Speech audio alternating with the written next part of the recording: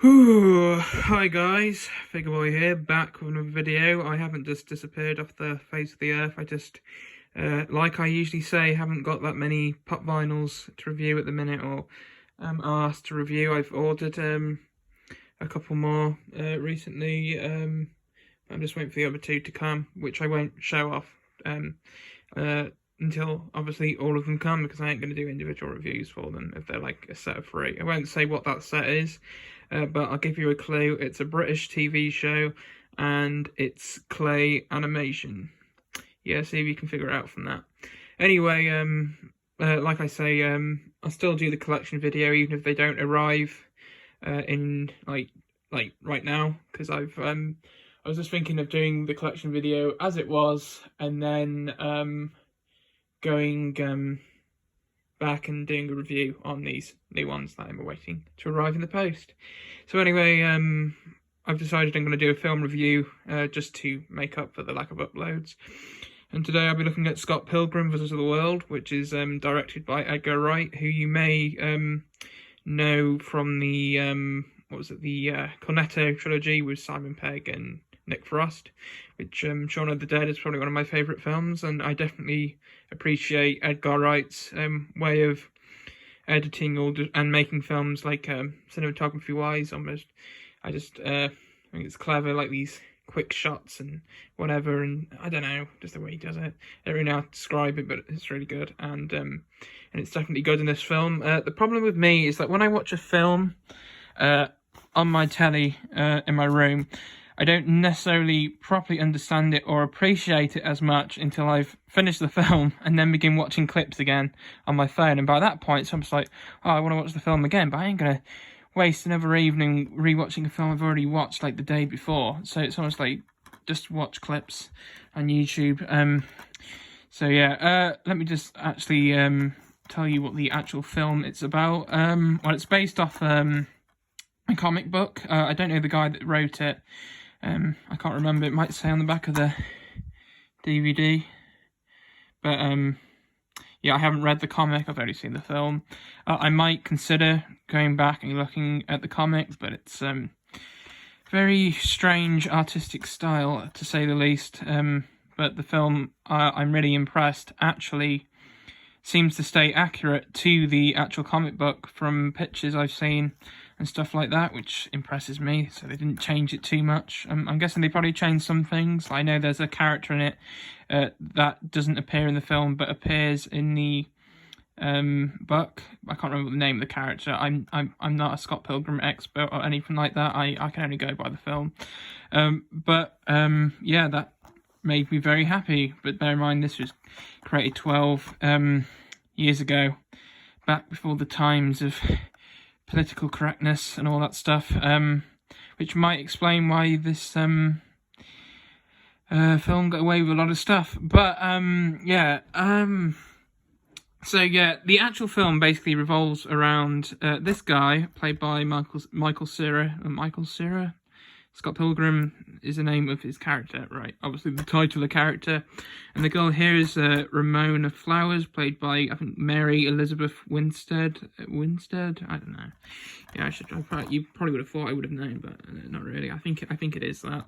And these are the 7 exes that he has to fight in order to go out with her. Yeah, very, what could be described as a shallow plot.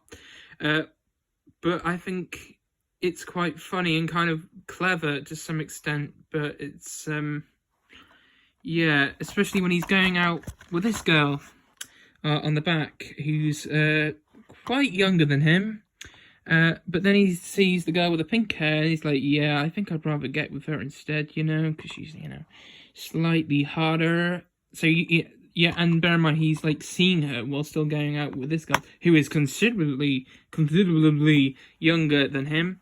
Yeah, snake move, Michael Cera.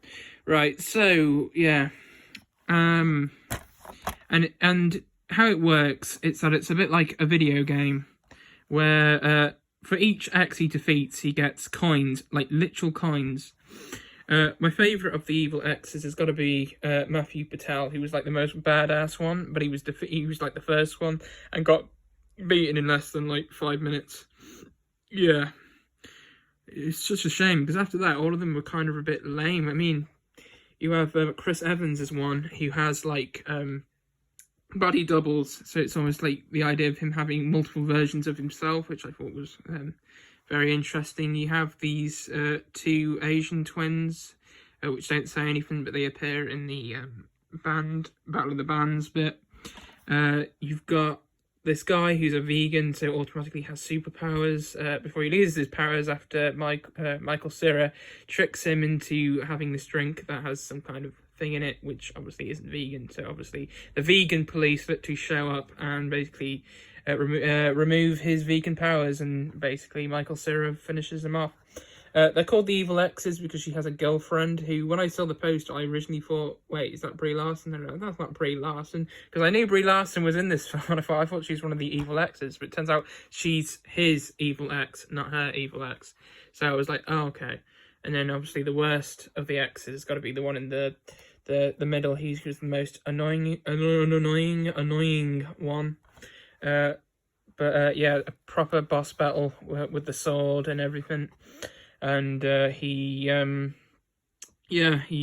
defeated and everything as well, and he gets to go out with her, and she basically says, you know what, you can go out with her because you're way too, I'm way too cool to be hanging out with you anyway, which is probably true. He's kind of, look at him. I think I read somewhere that there was some problem with the, some kind of critical response about him actually being cast as the main character, because he's a bit weird looking, and I don't know, it's just very weird.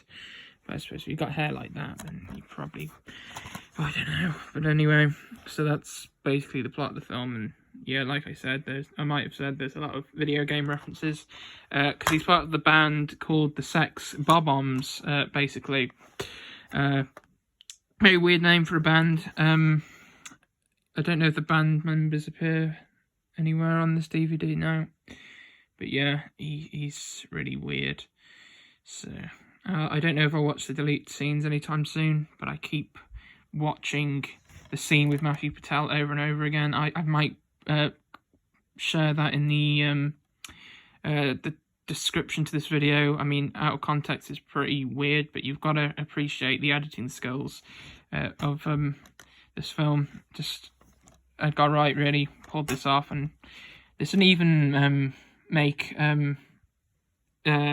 well, when I say this film was actually a bomb when it came out, not a literal bomb. It didn't explode or anything like that.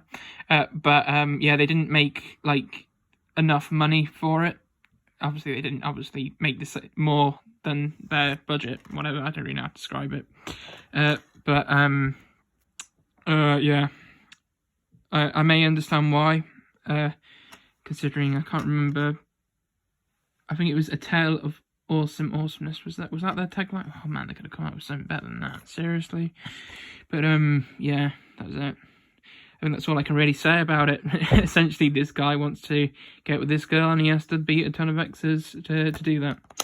Yeah, that's what I said. But it's got a cult following now, and Funko makes exclusives for it every year. And I've recently gone ahead and bought one. But I'm not going to tell you which one. You know, you probably can guess who I got. But I can tell you one thing. I can give you a clue. They're on this cover. Yeah, I'm getting it's a 2-pack. It's a 2-pack. It's a Comic-Con 2-pack. Yeah, guess which character I bought. Yeah, I bet you'll never guess. You know, literally, you'll never guess, because what you may think I bought may not actually be the one that I may have actually bought. Because you may think it may be, you know, one of these two. Maybe it is, maybe it isn't. You don't know. You don't know. You know, comment down below which pop vinyls from this film do you think I am getting for Christmas. I know that's still a long way, right? A little way. But yeah, you know, there you go. There you go. I'm still alive. Yay! As of now. So I guess I'll see you in the next one. I know I probably could have done a proper in-depth review of this, like picture-wise, but all the pictures are on this DVD anyway. I think I had a slipcover that came with this, but I might put it in a box away somewhere. I think it did, actually. I think it was like a really tatty cover. Anyway, I've said that about 500 times now. Anyway, I'm gone. Bye. Anyway.